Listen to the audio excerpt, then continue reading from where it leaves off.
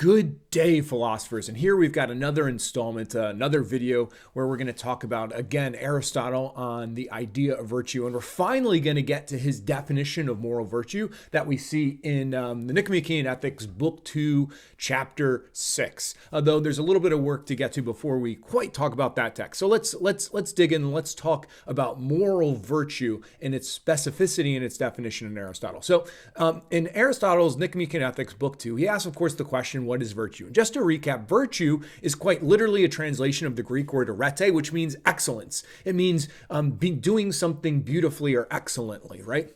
So what made a virtuous person virtuous in some ways had to do with both the understanding, the character, and the skill of this virtuous person. We need to talk about different kinds of virtues of skill, virtues of intellect, and moral virtues, or the virtues of character. But in general, the virtuous person has the kind of understanding that they know what to do. They have the character to follow their knowledge and the skill to actually be able to carry something out, right? And so in a rough way, I defined virtue as actually kind of inspired by a guy named Yves Simon as a kind of state of readiness to act excellently with regard to a specific kind of act, right? And so again, what does virtue mean? Well, there's a difference between just doing something and doing it well. Aristotle here talks about a harpist, right? And he says the function of a harpist is to play a harp, and that's great, but a true harpist, a good harpist, plays it well. And that's what we're talking about here when we're talking about virtue, that the definition of thing in some sense implies a true kind of perfection, and that's what we're talking about in virtue,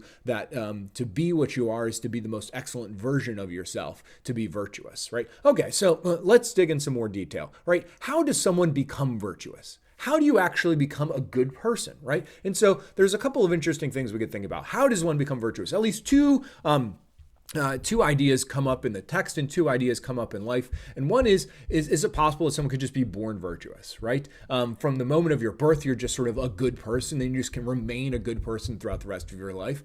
Another idea is, can someone be taught virtue? In fact, this was very interesting because Plato in his writings always talked about how becoming good was all about understanding the definition of a thing. And once you had a certain kind of knowledge, then that was sufficient to make you into a virtuous person, right? And so, all right, let's dig into these two questions. First, is it sufficient to just be born virtuous? Can you be born virtuous?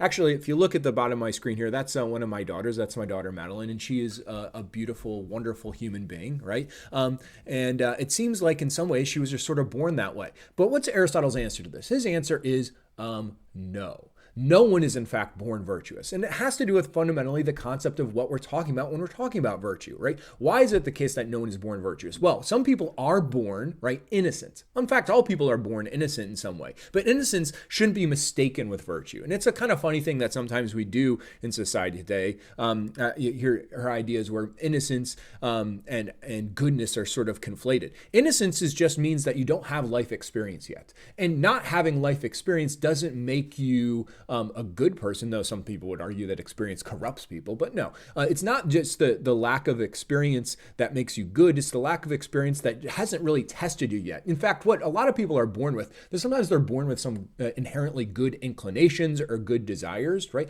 But virtue is only developed by actually trying to live out what is ultimately good. So if you were born with sort of like good inclinations or desires, then you've kind of have a leg up. Like you're just naturally prepared to do something that's good and right and something that's beautiful. But just having that inclination doesn't mean that you actually follow through with it, right? It's just like somebody being born with a talent. If you just have a talent, you can't just become good at soccer or good at even running. Certainly not good at a musical instrument just with inherent talent. You have to put it into practice in some sense, right? And so having these good inclinations or desires, right, and being born with those things are in some ways a gift, but they aren't virtue. Virtue needs to be tested and needs to be tried, and it needs to come from a deeper kind of character that only comes through living out your life, right? Connected to this too, of course, we could just say is people often are born with terrible inclinations and terrible desires that they have to overcome, right? Inclinations that will get in the way of them being virtuous and good, and those people are also not destined to be evil all the time. that can also be changed. Aristotle will argue with the way that we live our life. So connected to this too is this question of can you teach someone to be virtuous, right? Well, Aristotle here will say in an interesting way that it's just only as much as you could teach someone to, say, play a musical instrument, right? Because fundamentally, even in the idea we just saw before, is that you need to practice. You need to live out the virtues in order to become virtuous. And this is kind of the strange thing about developing virtue. Here, this picture I happen to have here is a picture I took of Sam Beam, who is Iron and Wine. I saw him in concert a couple years ago. Amazing musician. And how did he get that way? By playing a lot. Playing all the time, constantly playing and becoming excellent. And so we, just like you become a good musician or a good basketball player or really develop any type of skill, that's a fundamental to how you would become a virtuous person if we're thinking about, say, even the moral virtues or even some ways, some of the intellectual virtues. Aristotle will say some intellectual virtues are more inborn, but others really have to be developed, again, by practice. And so we'll see that in particular as we look at the moral virtues here. So let's just look at a quick text here in Book 2, Chapter 1, where Aristotle is talking about how someone becomes virtuous. And he says that we become virtuous just like we acquire any craft, right? We learn a craft by producing the same product that we produce, right? And so in order to develop these crafts, develop these skills, you have to practice it, right? You become builders by building. You become a harpist by playing the harp, right? And you become just by doing just actions, right? And you become temperate by doing temperate actions, brave by doing brave actions, right? So this is kind of a weird thing. Like you actually have to already start to carry out the virtue in order to acquire it, right? Now this might seem like impossible, right? How can you become brave by acting bravely? Well, we're going to talk about this by emulating what other people do when they act bravely, right? Remember how we talked about how virtue is sort of on a continuum. There's virtue sort of in the middle, and then there's vices on the end, and then closer to virtue is continence, and a little bit further away is incontinence. So we're really thinking about the character aspect here, right? Remember, the continent person had this sort of struggle where the continent person had an aim. They had the right intellectual aim, that they were aiming at the good, aiming at the virtuous, aiming at the beautiful action, right? Say, for instance, I don't know, being a generous person, right? And giving something. But they had this competing desire. So there was a conflict within themselves, a struggle between their aims and their desires. They aim at doing something beautiful, but they have this desire to do something else. And so the part of becoming a virtuous person is by overcoming those desires and following your aims until your desires and your aims come together so that there's a harmony between them, that your desire and your aim are now one, right? And so interesting thing that in order to develop this, Aristotle thinks very importantly that you actually have to develop this from your youth, from being a child, right? He says it's not unimportant, and I love how he says this, how this builds up. He says it's not unimportant to acquire a habit right from our youth. On the contrary, it's very important, indeed, all important, right? So it's a beautiful little buildup there in the text. But the idea is that if you really want to become excellent, you need to start from a very, very young age, right? And so in some ways, that's not up to you. This is interesting too. Remember how Aristotle said that vice was blameworthy? He blamed people for having vices. And in some ways, the ultimate fault of the vicious person is an error in the universals, that the things that they take pleasure in are ugly, right? Or what they call good is really maybe in some ways bad, right? And so part of the reason that people develop those viewpoints is in some ways based on, arguably, it could be even how they were raised, right? And that's unfortunate that it was only partially up to them. Aristotle will say that in everyone's life, there is this sort of decisive moment where ultimately it comes down to your choices. And we're going to see that when we look again at the definition of moral virtue here in just a second, right? And so, okay, let's start to look at this now. Now we're going to turn to Book 2, Chapter 6. And there in Book 2, Chapter 6, if you're looking here, I actually, I'm not using the textbook itself here, but I put the marginal references there. It's 1107A, right? And section 15 in our Irwin. Can't talk right now, Dom. Okay, sorry. So here we see ultimately, that was my son. One of them, I got 4 kids. Here we see Aristotle's definition of moral virtue, and I sort of broke it up into 5 key components. We're going to kind of go through them. So the first thing Aristotle says is that virtue is a state. Now, the word state is kind of weird. I don't really like the word state. Irwin likes the word state. I'm not a fan. It's a translation of hexis, and this kind of goes back to what I call the state of readiness, but it's also connected to habit. And a lot of times people say that's what virtue is. Virtue is fundamentally a habit. And so what does that mean? Well, in some ways it is, in some ways it isn't. If you think about your habits, a lot of the habits that you do almost unthinkingly. They're almost like tics, almost like running your nails or scratching your face. And I've never been more aware of how much I touch my face these days. Oh my gosh, right? But so you kind of have these habits that you do unthinkingly. The key difference here about virtues, though, that they're like habits in that they come easily. Remember, we said that virtue is something that you do easily and with pleasure, just like your habits are something you do easily. But the difference is that virtue isn't just something that you do unthinkingly like your other habits. It's something you do very thinkingly. So it's this state. It's a state of readiness that leads you to decide, to make choices, right? And so it's the kind of developed character that you have, the sort of state of readiness that causes you to act on that character and to make choices in conforming with it. So like the brave person is ready to be brave and chooses to be brave. It's not like they do it just habitually, but they do it by choice, right? Now here comes and so far this is interesting, but this next point is very, very important, where Aristotle talks about the mean relative to us. So when he says it's a state that decides consisting in a mean relative to us, there's several elements to this thing. The first is that Aristotle again is talking about a mean. And we actually, when we looked at examples of virtues in the last video, we saw how something like generosity was a middle ground between two extreme vices, right? There was the vice of excess, which is like wastefulness, and the vice of deficiency, which would be like stinginess, right? Or in bravery, you have cowardice and rashness on either end of the two vices. And so Aristotle does talk about how fundamentally, virtue is a mean between extremes. But he adds another dimension to this and to me, it's even more important, that sometimes just talking about the mean between extremes is actually deceiving. Because when Aristotle talks about the mean, he's fundamentally talking about trying to find the right way in exactly these circumstances by this particular agent. Right? And so it's not so much just about too much or too little, but it's a kind of what's the too much or too little within this moment done by me and who I am. Like, think about this, for example, right? You guys familiar with Michael Phelps? He was a swimmer, right? I think he still probably swims, just not really competitively anymore. But I remember hearing when he was in the Olympics about his breakfast and what he would eat and his diet over the course of the day, right? And a normal human being should probably consume somewhere like 2,000, 3,000 calories, maybe 3,500, depending on their activity level, and that's pretty normal, right? And so myself, I don't even know, I don't count calories and things like that, but when all of a sudden I heard what Michael Phelps ate, right? When Michael Phelps ate, he would eat, I believe, 10 to like 12,000 calories per day. Does that make him self-indulgent? Is he self-indulgent for doing that?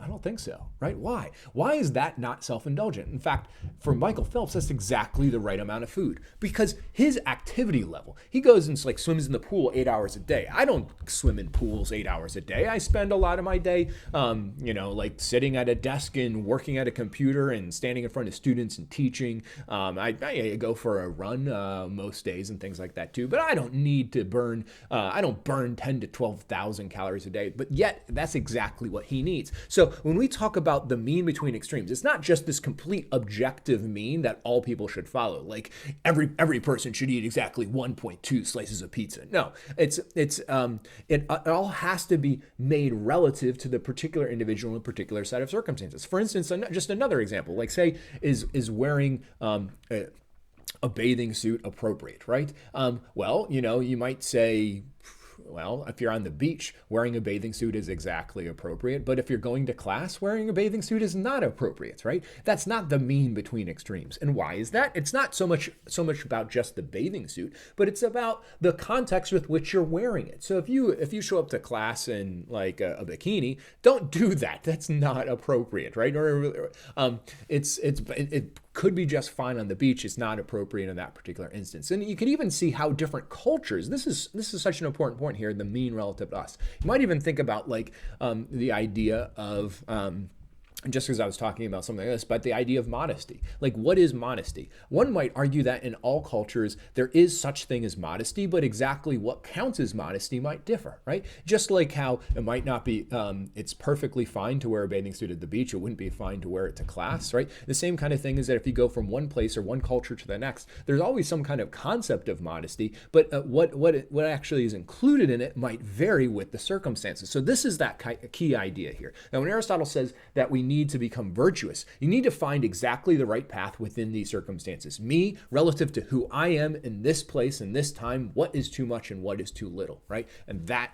is what the virtue of character is. All right, let's continue here. So, just a nice place, a nice text to verify this. If we go just back a little bit further in Book 2, sections 10 and 11, if you have the sections here, Aristotle again talks about how virtue has to do with feelings and actions and all this. But this actually, I want to look at the second paragraph here where he says it's really all about having these feelings at the right times, about the right things and the right people for the right end and in the right way. That is the intermediate condition, right? It's not just about, again, a middle between extremes, but a middle between extremes relative to who you are as a person and the context, right? All right, so let's get, oh, look at that. The title showed up at the end. That's kind of weird there, right? All right, let's continue. So what were the other points, right? We talked about the state that decides and a mean relative to us, but now let's talk about this second part, the last two parts of this definition where Aristotle talks about how virtue, the mean relative to us, is defined by reference to reason, that is to say, the reason by which the prudent person would define it, right?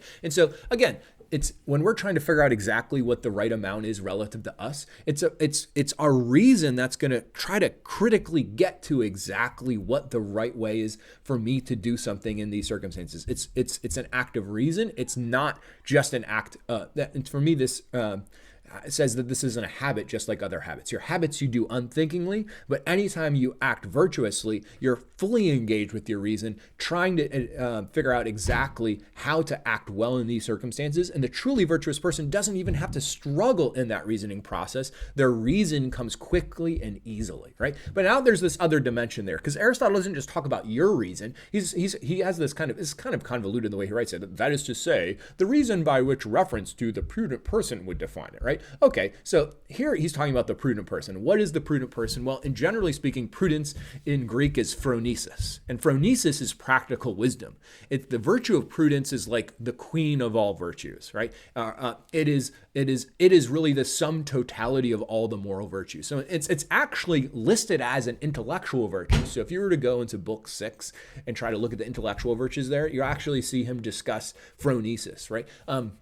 But this idea is that prudence is just in general a description of all virtuous people in the totality of their virtuousness. That a truly prudent person would know exactly what the right thing is to do in any set of circumstances.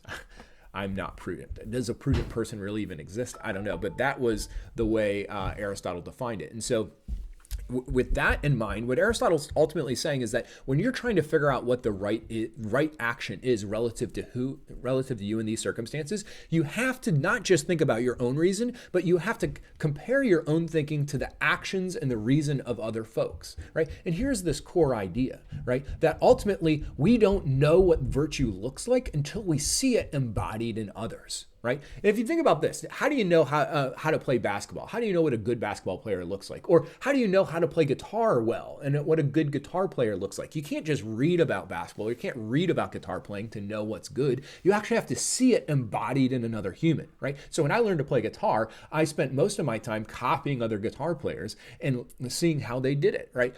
Trying to learn their licks, looking at their styles, looking at progressions, and slowly developing in my own skill as being a musician, right? And it began with not just thinking through my reason in isolation, but trying to copy other people. Now that was talking about virtues of skill, but in virtues of character and moral virtues, you learn how to be generous by seeing other people act generously. You see how to be temperate by seeing people be temperate. Learn how to be brave by looking at someone who's brave, and you try to say, how can I be like that, right?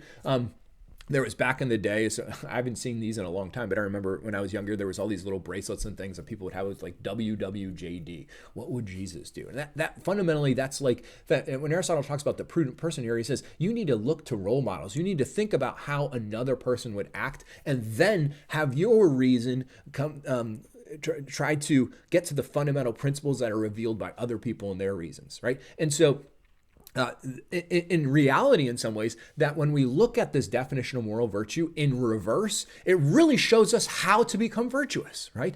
You're not born virtuous. The only way you're born virtuous is you have some good, maybe, dispositions, but you have to act on them in your actual life, right? And you can you be taught it? Sure, but in the same way that you learn how to be good from other people. So let's think of this exact definition in reverse, right? So we started off with talking about the prudent person, but really what Aristotle is saying is that you need to see virtue embodied in other people. And once you see virtue in another, like you see Michael Jordan play basketball and be like, I want to play like him, right? Then you need to see how to apply it to yourself. Your reason is going to look at the excellence of another being, and you're going to start thinking it through. And what are you thinking about? You're thinking about how to apply that to yourself in precisely these circumstances. And once as you think about this, you'll fundamentally make a choice, and you'll do actions in accordance with how your reason has discovered what's good and what's the right thing to do.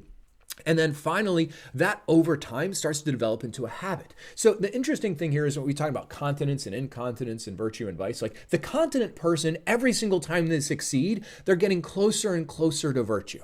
Right? They're becoming more and more like the virtuous person. And the continent person doesn't have to stay continent. They don't have to have that struggle between their desire and their aims. Eventually, the desire and their aim come together through repeated practice. Just like a good musician developed that skill, and all of a sudden there's that moment when, bam, like you can play and you enjoy it and you got it, right? On the flip side, the incontinent person, like we could think about all this, just the same definition of virtue as how you can ultimately become a terrible person, right? You ultimately can see terribleness embodied in another person, and then you choose to act that way, and it slowly over time, like a habit, develops into your settled character about what you're ultimately ready to do, right? And so for Aristotle, this is his definition of moral virtue, right? This is that it's all about developing this sort of ready disposition that doesn't come just because you're born that way, but comes through a whole history of choices that you make. And the history of choices that you make to discover what virtue is about trying to see how you can be like this other amazing person and apply to yourself. Actually, I just realized I had this photo here that I meant to talk about here, and this is that you can see me. Hopefully you recognize me. And then you see my two boys. There's Dominic, and then there's Nathaniel. And then over here, this is actually over there. That's my dad, right? And in many ways, me figuring out how to become the person I am, I first was able to, I had to look to my dad to figure out what kind of man I should be. And I then try to have that same example be embodied for my own boys so that they can become who they ought to be through my example. So there you go, philosophers. I hope this helped you understand Aristotle and the nature of moral virtue. Have a beautiful day, and I'll catch you on the flip side.